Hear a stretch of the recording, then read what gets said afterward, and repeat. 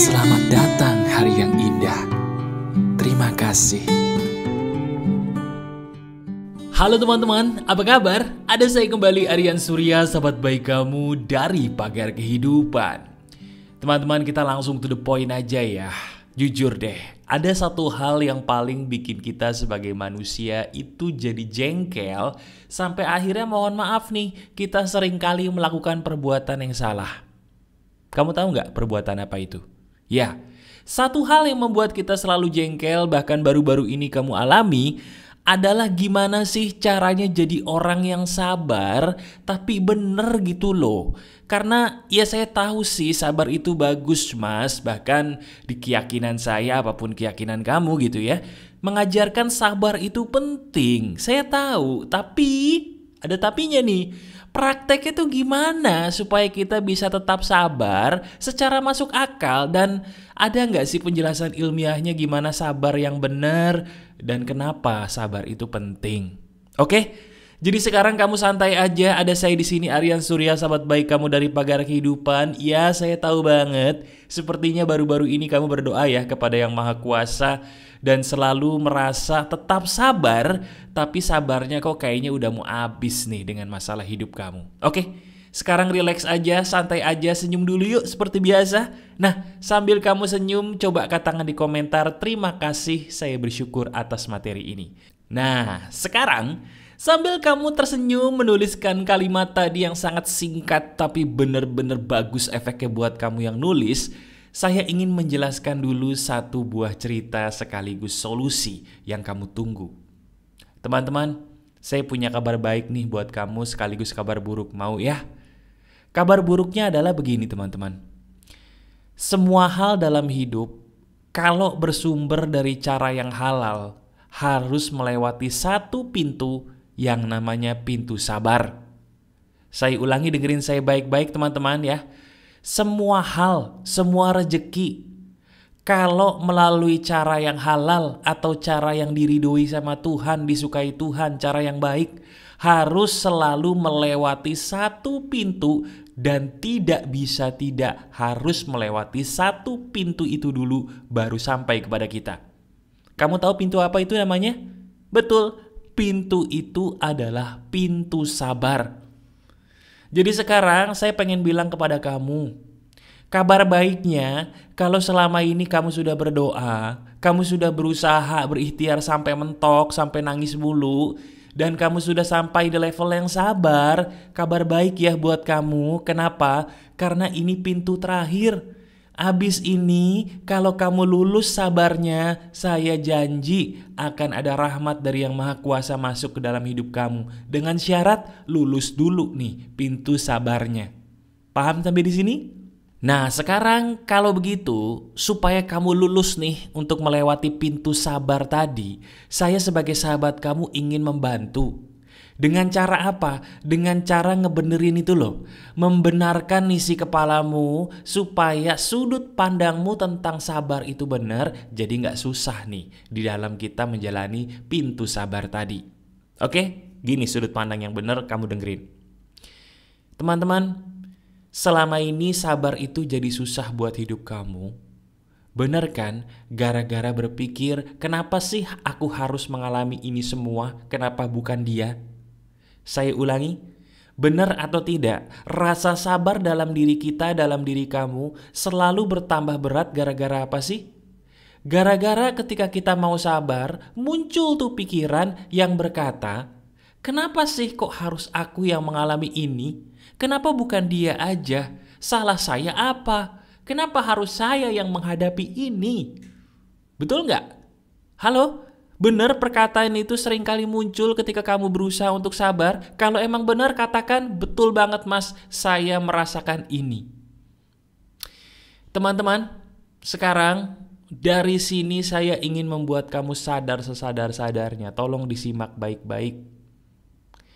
Untuk menjadi sabar, itu cukup lakukan 3 hal doang. Enggak 10, enggak 100, enggak 50. Cukup 3 hal doang kalau cara Pagar Kehidupan mah. Apa aja mas? Nih kamu simak. Yang pertama, Selalu lihat orang-orang di sekitarmu lebih luas, jangan cuman itu-itu aja. Saya ulangi, dengerin ya, ini penting nih, boleh kamu praktekin sekarang juga. Kunci sabar ala pagar kehidupan yang pertama, jangan ngelihat orang yang itu-itu doang setiap hari dalam hidup kamu. Perluas cara kamu, sudut pandang kamu, cakrawalamu di dalam memandang dunia. Maksudnya apa? Coba lihat deh. Yang bikin kita ngeluh ketika sabar itu apa sih? Pasti yang kita lihat itu orang-orang itu lagi, itu lagi. Orang-orang yang kaya lagi, kaya lagi. Orang-orang yang anaknya banyak lagi, banyak lagi. Orang-orang yang seolah-olah nggak ada masalah lagi, dia lagi, dia lagi. Betul nggak? Hei, itu tuh yang bikin sabar kita jadi susah. Gimana kita bisa lulus pintu sabar kalau yang kita lihat aja nggak bener? Nah, masuk akal ya. Jadi sekarang gini. Saya nggak ngelarang kok. Saya nggak bisa ngelarang kamu lebih tepatnya. Saya mau melarang kamu nggak boleh lihat sosmed. Pasti ujung-ujungnya kamu ngeliat lagi, betul? Karena apa? Karena kepala kamu terbuat dari batu marmer. Keras kepala. Nah, terutama kamu nih kalau senyum. Nah iya, itu kamu tuh maksud saya. Jelas ya? Nah, sekarang kalau gitu, saya nggak akan ngelarang kamu untuk lihat sosmed deh. Percuma. Tapi saya boleh nggak minta tolong sama kamu satu aja? Apa? Setiap kali kamu lihat sosmed, kalau ada satu hal yang bikin kamu secara alami marah karena kok dia enak banget hidupnya, mau nggak setelah itu juga ya langsung kamu cari di Google foto-foto orang yang susah. Jadi misalnya gini, kamu ngelihat nih di sosmed kamu, maaf ya, ceritanya teman kamu baru pulang jalan-jalan dari Eropa. Waduh ya, enak bener tuh. Di saat mungkin diri kamu lagi punya utang gitu yang harus dibayar. Lah ini kok orang jalan-jalan mulu ini, rasanya tuh gak enak mas. Oke, udah kelihatan kan? Udah mas, gak enak ya? Gak enak mas rasanya, jadi dongkol. Sekarang juga, setelah kamu melihat itu, langsung buka Google. Di Google kamu cari, cukup kamu ketikkan orang tidak bisa makan di Indonesia. Foto. Lihat fotonya di bagian image atau di bagian foto. Setelah kamu cari itu, lihat foto-fotonya. Nah, kamu plototin tuh. Kamu plototin itu juga sampai kamu ngerasa lega. Loh kok kenapa ya mas, kok saya bisa lega? Karena di saat itu kamu jadi sadar. Di saat itu sudut pandang kamu melihat manusia lebih luas. Itu baru di foto. Sekarang coba kamu keluar rumah deh. Kalau kamu males cari di Google, kebetulan kamu lagi di jalan, taruh handphone kamu, lihat di sekitar kamu. Masa nggak ada sih orang yang menurut kamu kasihan banget hidupnya? Kamu yakin? Selama kamu hidup di Indonesia harusnya banyak ngelihat itu. Kecuali kalau kamu hidup udah di luar Indonesia susah. Terutama di negara maju ngelihat orang susah di jalan udah mulai susah, walaupun banyak juga ada ya. Sekarang kalau kamu di Indonesia lihat orang-orang yang lebih susah dari kamu, itu intinya. Bisa di handphone kamu, bisa di sekitar kamu. Jadi sekarang kamu janji, di saat secara sengaja atau tidak sengaja nih, kamu ngelihat orang yang bikin kamu jadi dongkol, karena kok hidupnya enak banget, sementara kamu lagi punya utang, lagi ada masalah. Mau nggak? Sekarang juga kamu langsung lihat orang yang lebih susah dari kamu. Kamu mau film rekomendasi dari saya di Netflix? Mau? Oke. Kalau kamu bisa buka Netflix, kamu langganan Netflix, kamu tonton film judulnya Home Sweet Loan. Tuh, tonton film Indonesia tuh. Film Indonesia itu bagus sekali dan itu mencerminkan kehidupan supaya kamu bersyukur. Tonton tuh film kalau bisa dan mau. Ya, silahkan. Itu yang pertama. Yang kedua, sebenarnya simpel teman-teman. Pintu sabar itu sangat suka kepada orang yang menjalani hidup dengan rutin mengatakan apa? Betul, mengatakan terima kasih, asik saya udah di sini. Ayo sekarang ucapkan bersama saya yuk. Ayo ucapin bareng kalau nggak percaya. Coba kamu ucapkan apa? Ucapkan begini. Ucapkan dengan suara lantang ya. Terima kasih, saya bersyukur sudah di level ini. Ucapkan lagi, ayo. Terima kasih, saya bersyukur sudah di level ini. Ucapkan lagi, ayo. Terima kasih, saya bersyukur sudah di level ini. Sekali lagi mau ya? Terakhir nih, janji saya, mau ya? Oke. Terima kasih, Saya bersyukur sudah di level ini. Nah, sekarang coba kamu lihat diri kamu. Pengen gak sih kamu tiba-tiba nangis?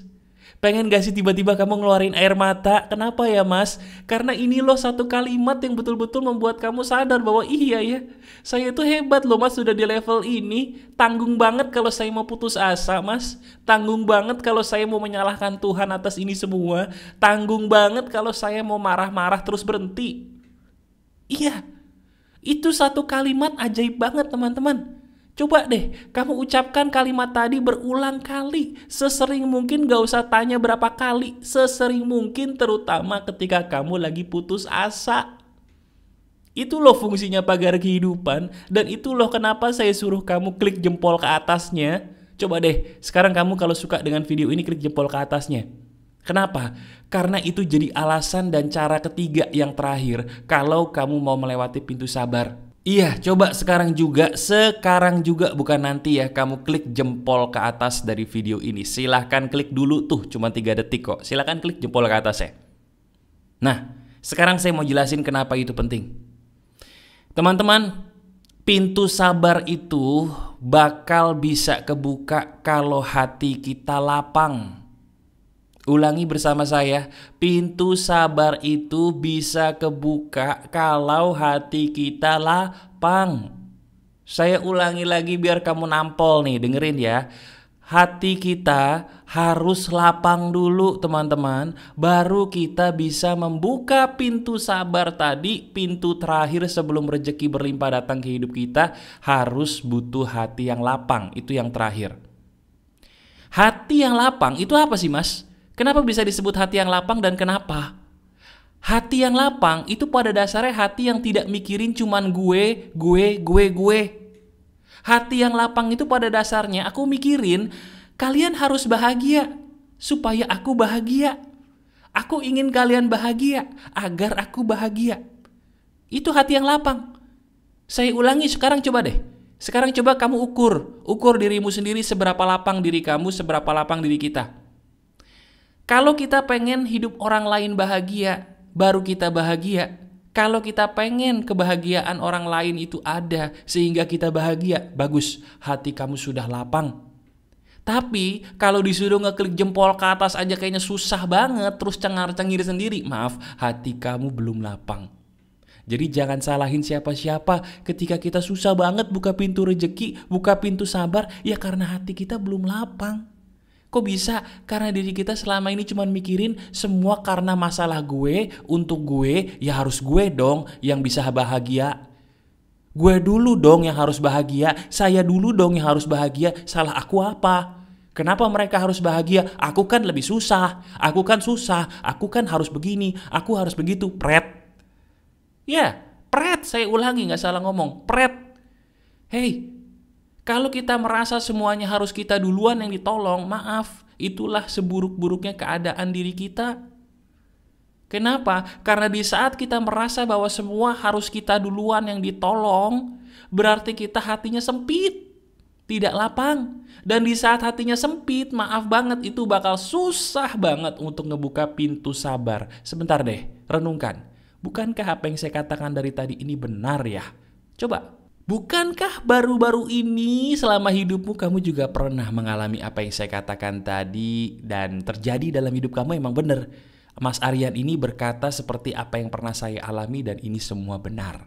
Kalau kamu pernah mengalami beberapa hal yang saya katakan tadi, coba tuliskan di komentar, share supaya teman-teman tahu bahwa ini benar, ini kenyataan dan sangat fakta. Ingat pesan saya, kalau kita memilih jalan yang diridhoi Tuhan, yaitu jalan yang halal, semua harus melewati satu pintu. Pintu apa namanya? Pintu apa, halo? Betul, pintu sabar. Dan pintu sabar itu tidak bisa kita lewati tanpa satu hal terakhir yang sengaja saya taruh di bagian akhir ini. Ini dia nih. Kamu pikir sudah selesai? Belum. Ada satu hal penting yang menutup ini semua dan sengaja saya taruh di bagian paling akhir, khusus hadiah buat kamu yang menonton sampai habis. Apa itu, Mas? Pintu sabar itu paling suka dan paling sedikit lagi kebuka kalau kita sampai di level yang terakhir yang paling tinggi. Yaitu apa mas? Level jalanin aja, nikmatin aja sambil senyum. Itu dia level terakhir yang paling tinggi dari orang sabar. Yaitu apa? Jalanin aja, nikmatin aja, senyum, udah. Kita belum bisa bayar utang, tapi kita udah minta sama Tuhan. Kita udah bersedekah, kita udah rutin praktekin pagar kehidupan, kita udah praktekin isi kitab suci kita sudah berikhtiar, gak males-malesan. Ya udah, nikmatin aja. Dapatnya berapa? Wis, oke, selesai. Nikmatin aja, jalanin aja sambil senyum. Tuhan itu selalu bekerja dengan cara yang sangat amat misterius. Saya ulangi ini bagian akhir khusus buat kamu yang menonton sampai habis ya. Setuju nggak?